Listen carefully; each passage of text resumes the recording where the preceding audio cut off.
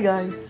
Today we'll be cooking another cool dish, a healthy and heart-friendly dish.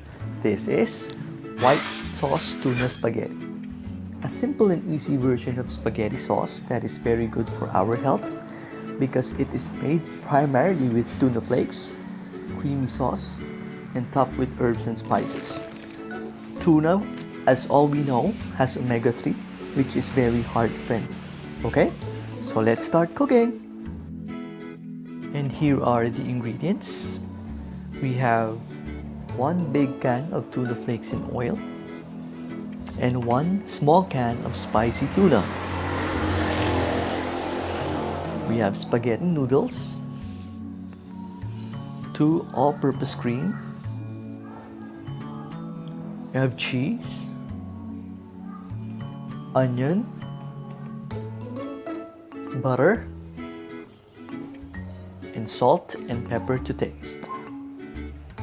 Okay guys, now I will walk you through the easy step-by-step procedure of cooking white sauce tuna spaghetti. Okay? And if you want to see more of our videos and cool dishes, just click the subscribe button down below anytime, and don't forget to hit the bell to be updated on our new dishes. Okay? So let's start. Okay, step 1. Cook the spaghetti noodles first. We'll cut the spaghetti noodles into halves and then we'll put it in the boiling water. Okay, we'll cut it into halves.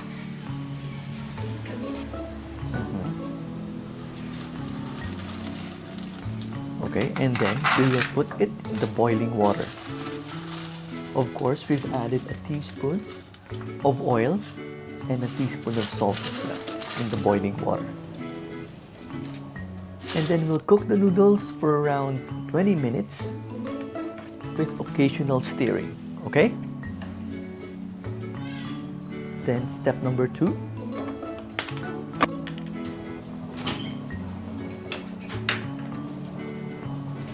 Pinainit na natin yung pan kanina.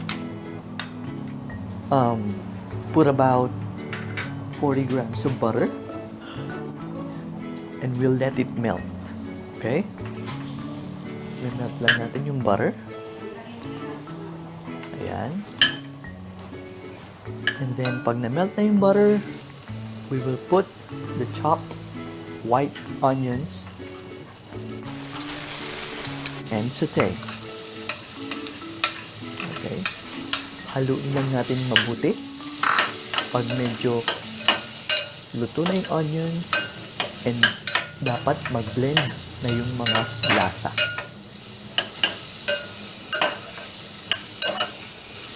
Okay, and after that, let's put the mixed tuna flakes in oil and spicy tuna in the pan.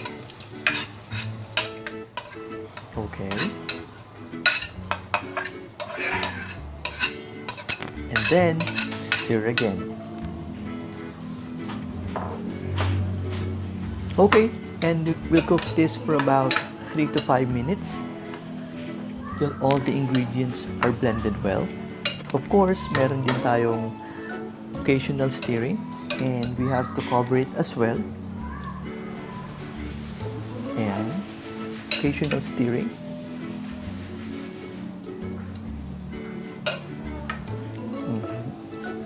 And after 5 minutes, lagyan natin ng salt and pepper to taste. Ayan. Okay. And then stir it again para maging mas malasa yung ating white sauce. Ayan. And after that, step number 3.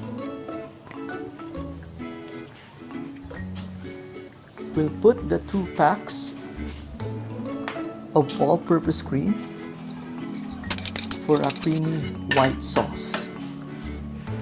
Okay? Mix it all up for all the ingredients to blend well. Make sure that we stir occasionally, of course, para hindi rin masunog yung tuna na nasa ilalim ng pan. Okay? Kailangan ma-mix natin siya ng mabuti. And then, cover it. And let it simmer. Again, ng mga 2 to 3 minutes. Okay? Ayan. Okay. We'll go to step number 4. Grate some cheese.